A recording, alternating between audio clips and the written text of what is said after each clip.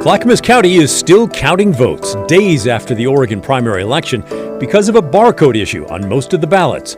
That got us thinking, shouldn't there be procedures in place to check ballots ahead of time?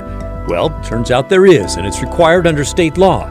But Clackamas County tested sample ballots printed in their own shop, not the actual ones sent out to voters.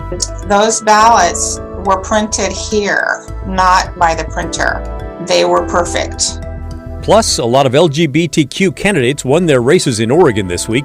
Activists say that's a big deal for a population that's historically faced discrimination. We tell our candidates is no one's going to vote for you because you're LGBTQ. Some people may vote against you because of that. Here's the story. I'm Pat Doris. Welcome to The Story. We made it to Friday. Congratulations. All the ways to communicate with us right there at the bottom of the screen. You can email us. The address is thestory@kgw.com.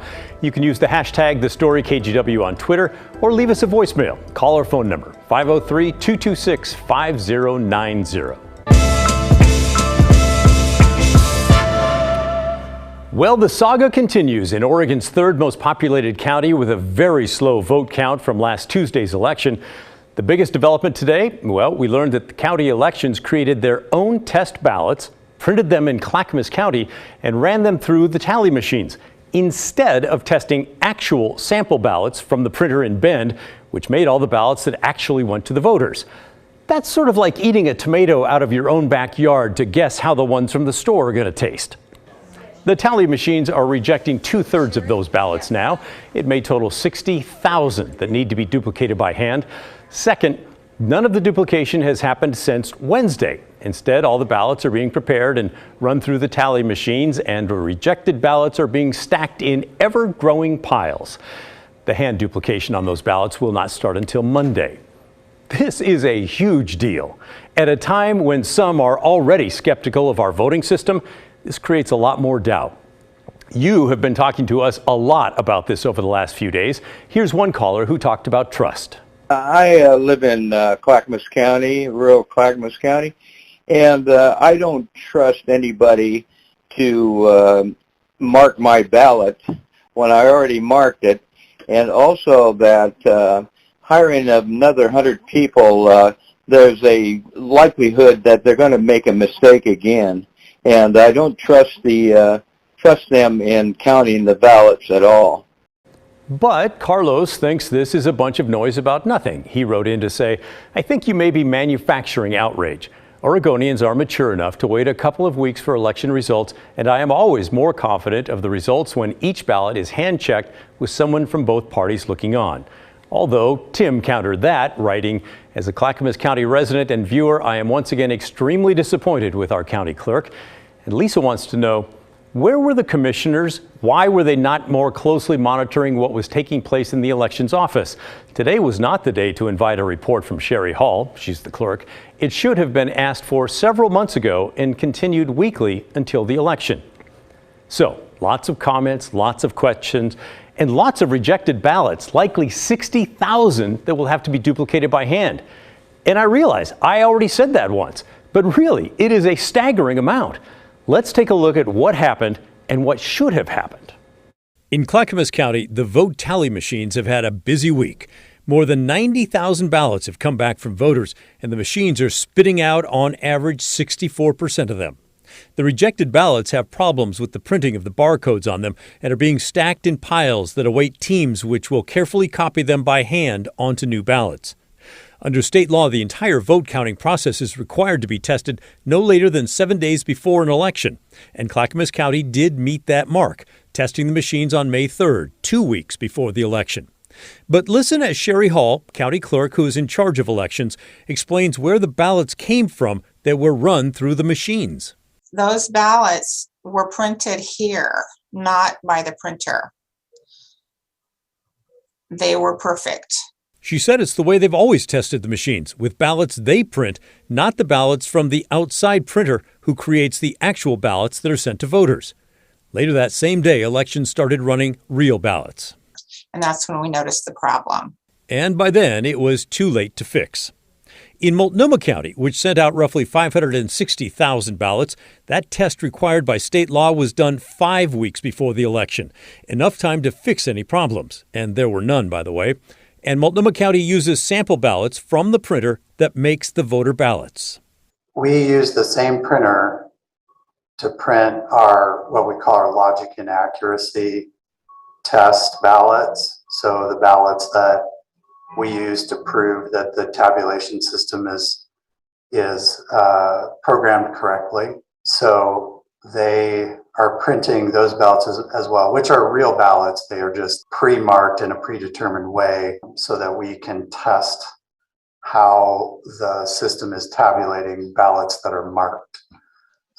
And for this election, that was about 25,000 ballots that were part of our full logic and accuracy test, and we ran all those well before any real ballots went through. Wow. Okay, so you're getting 25,000 ballots. You're running those through. You're making sure the machine's counting correctly, but you're also making sure the machine can read the ballots and that everything is working properly. That's correct. Washington County uses a similar system. They sent us this video showing their vote counting process. They ran the state-required test on May 5th and used more than 14,000 sample ballots from the same printer that made their real voter ballots. They found no problems. And over the several weeks leading up to the 5th, they ran 100,000 sample ballots from the same printer through the machines to test other parts of the tally system. Clackamas County Clerk Sherry Hall was asked about that today. Why not use sample ballots from the outside printer and get them much earlier? We've talked about that because if we had ballots printed by the external printer, we might have known about this problem. But it's the timing of it all that doesn't allow that sometimes because of the printer scheduling each of their customers, just different things. Well, that's not very reassuring, is it? All right, here's my opinion on all this. First, I feel bad for Sherry Hall as a human being. It must be awful to have every move, every public decision under a very public magnifying glass like this. But at the same time, it's hard to say the management of this election was anything but haphazard. For some reason, she's letting her printer tell her when the ballots will be ready.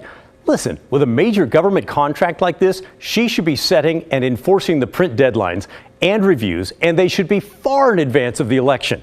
And if the timeline is tight because her office is not getting the printer the information they need earlier, well, then that's on her as well. Second, it's unbelievable that Clackamas County Elections is printing their own test ballots and not using ballots supplied by the outside printer. The entire purpose of the logic and accuracy test required by state law is to check that the machines are counting the votes correctly and that the machines can read the actual ballots. Now, to be fair, the law does not spell out that the test should be run using the same printer as the ones making the actual ballots.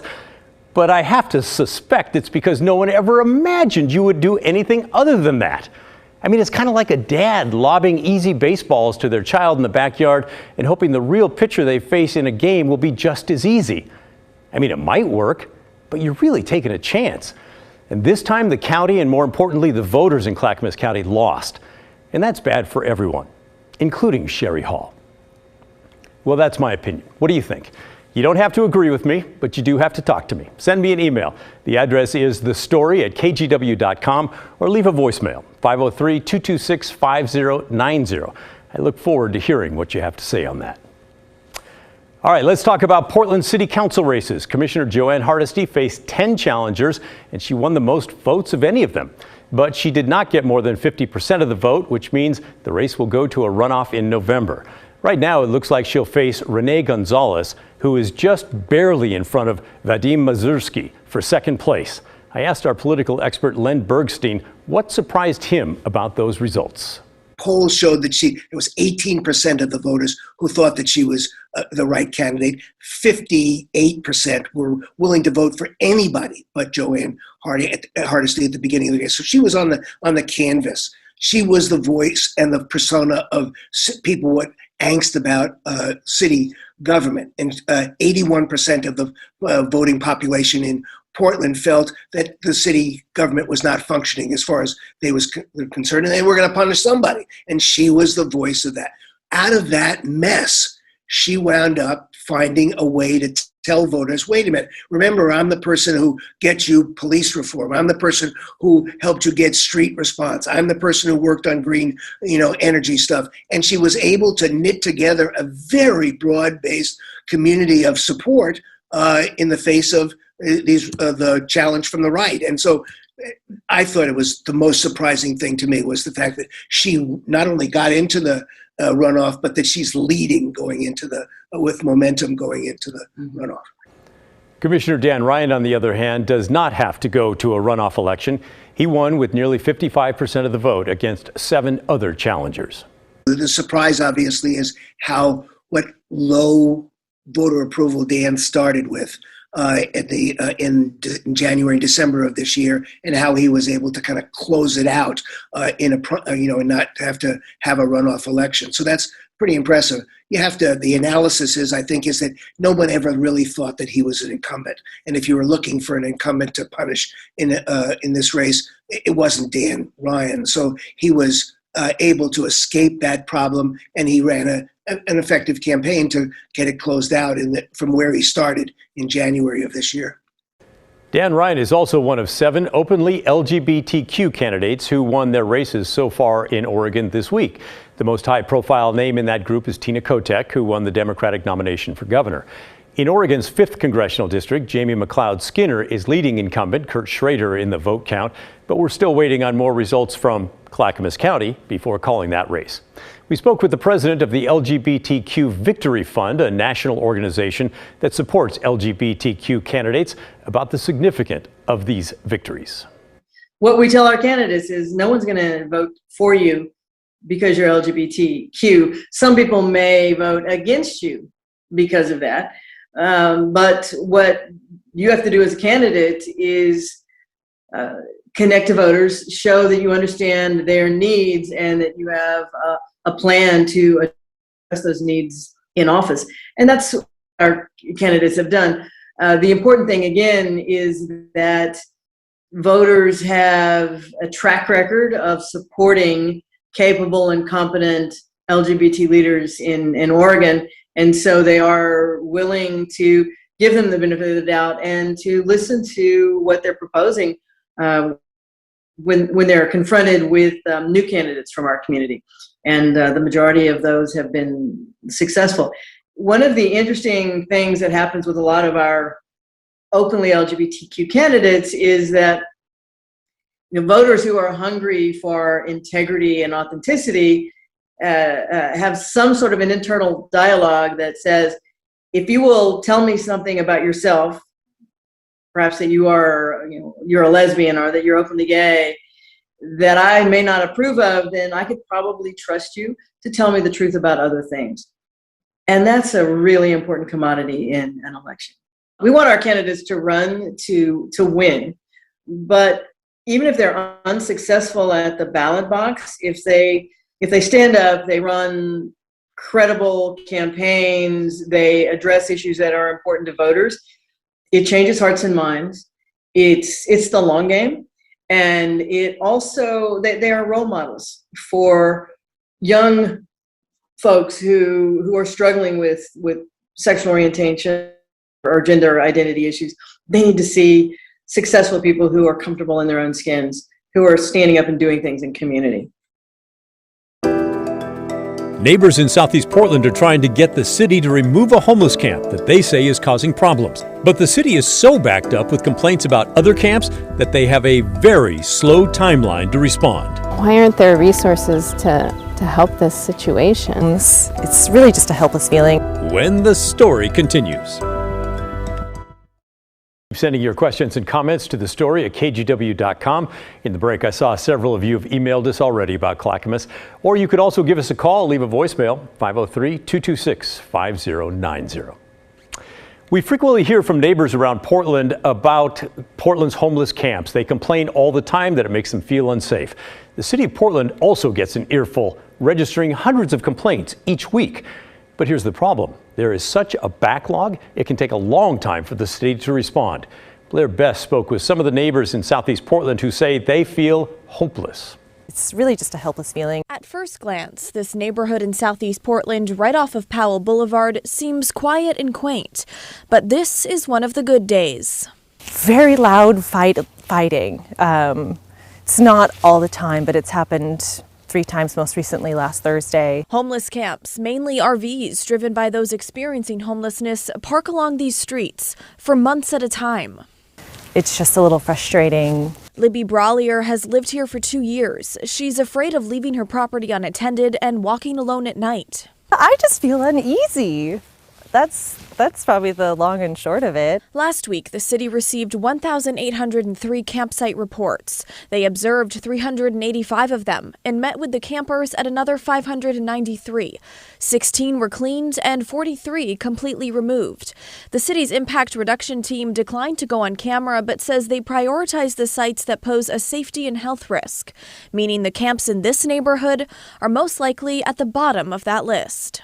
Just today walking here, we saw a guy just in a towel outside of the RV, just cursing, and pans of human excrement and urine. We've seen a lot of bags of garbage. People in this neighborhood reported the camps to the city multiple times, but nothing's changed. Why aren't there resources to help this situation? Like, it feels like it's been going on for so long, and just, driving home to and from home down Powell every day and seeing people living there for months and months. That's scary to think about, that perhaps we'll never get back to a point where it seems or feels or looks manageable. Blair Best, KGW News. An ongoing challenge. Still ahead, if you think espionage is something that just happens in the movies, think again. Why Russian spies could be stationed in the Pacific Northwest. No kidding. That's coming up next. The war in Ukraine has pushed tensions between Russia and the United States to the highest levels in decades. Typically, we think of spies focusing on centers of power, mostly on the East Coast. But some experts say the Pacific Northwest is not immune. Chris Ingalls looked into how Seattle became a key target for Russian spies.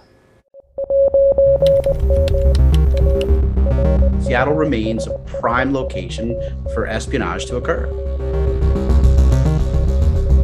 Are there spies in Seattle today? I have no doubt that there are. A former double agent for the FBI who believes he was tailed by Russian spies here in Seattle. I fully believe that she was a Russian asset. A married couple with a child living in this Seattle apartment, outed in secret videos as deep cover operatives in a cloak and dagger spy ring.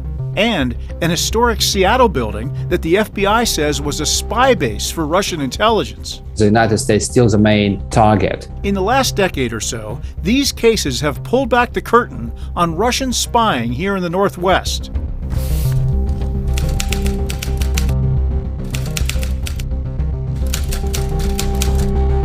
Michael Zatoli and Patricia Mills were the private couple that lived on the 5th floor of the Belmont Court Apartments in Seattle in the mid-2000s. Trying to talk to them and engage them in the elevator or in the hallway, they're just always very evasive. But not evasive enough to ditch the FBI. These evidence videos show Zatoli meeting with another spy in New York City on one of his frequent trips from Seattle. Other tapes show spies burying secret packages, this one under a bridge, called a dead drop. Here's Zatoli in 2006, unearthing such a package 2 years after it was buried.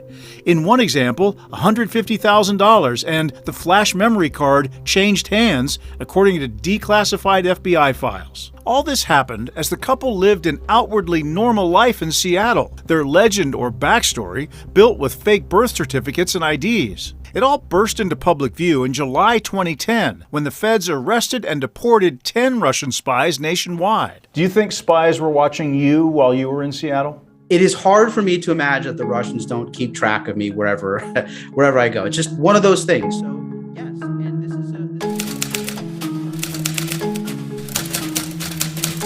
Up until a few years ago, Naveed Jamali lived in Seattle as an outspoken former spy. It's funny, I was so naive when I first approached the FBI. Jamali toured the lecture circuit and wrote a book about the 3 years he spent with the FBI as a civilian spy. I became a double agent, and to make it very clear, what my goal was to have the Russian intelligence apparatus operating in the United States recruit me as a Russian spy.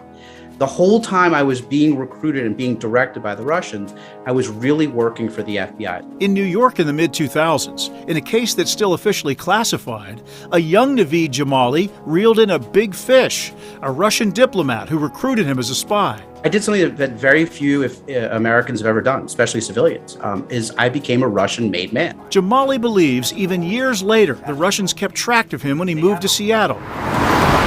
Like the time he spoke to a group here at the downtown Westin Hotel. You were approached by this woman at a speaking event here in Seattle. What did you think she was? Oh, I fully believe that she was, a Russian asset who had been directed to make contact with me and try to see if I would talk or get me in a compromising position. This undercover video from New York shows a brush pass, a handoff of cash to a spy from a Russian diplomat posted to the United Nations. The FBI says spies often work under diplomatic cover, even those in Seattle. The feds have said little about the supposed espionage at the former Seattle consulate, an extension of the Russian embassy in the U.S. In 2018, the federal government expelled all the diplomats from this historic home on East Madison, but property records show the empty consul's residence is still owned by the Russian government. Experts say foreign spies target the Northwest to gain secrets about military installations, notably Naval Base Kitsap, home to 14 Trident nuclear submarines, defense contractors like Boeing, and the region's thriving tech industry. Big tech companies, very interesting target, and has been a big target for Russian spies for years. We spoke to Russian investigative journalist Andrei Soldatov, now based in London, to escape Putin's squeeze on the independent press. That is one of the reasons why I left the country in September 2020. With Western technology giving Ukraine advantages over the larger Russian army, expect more espionage in the U.S., says Soldatov, renowned for his deep reporting on Russia's 3 spy agencies. I think that Russian espionage operations will be more aggressive. Russian spies now believe they are in the war mode, meaning that more things are acceptable for them than before the war. Meaning a new chapter may just be beginning in the history of spying in Seattle. For this week's Hey Help campaign, we're asking you to donate to Community Warehouse. They're a furniture bank serving the Portland area. The organization collects donated furniture and works with social service agencies to distribute it to those in need. They also take cash donations, so if you want to help out, just hold up your phone's camera to the QR code there on your screen, or you can always go to kgw.com/heyhelp. Their executive director explains their history. Community Warehouse started over 20 years ago now, and initially was a response from the Jewish community to help former Soviet Union refugees. And over the years, we grew to provide services to partners and folks coming to us from agencies all across the Portland metro area. But now, here we are, we're seeing Venezuelan refugees, we're seeing Ukrainian refugees, and we're doing our best to collect as much furniture as we can to help the folks in our community, coming to our community or have been in our community for years, and trying to help folks regain that comfort and stability at home. We're the only furniture bank in the metro area, so if you need furniture, this is where you get it. There's really not another resource providing furniture and household items. And home is fundamental to who we are, and furniture is a reflection of that. So people getting to come into Community Warehouse and pick out the items that speak to them, that's such an important part of regaining that stability, that pride in your space. What an interesting backstory and mission. I never knew that. Hey, that's the end of our show. Thanks for watching. Remember, the story, our story, that never ends. I'll see you Monday. This is KGW News at 6:30.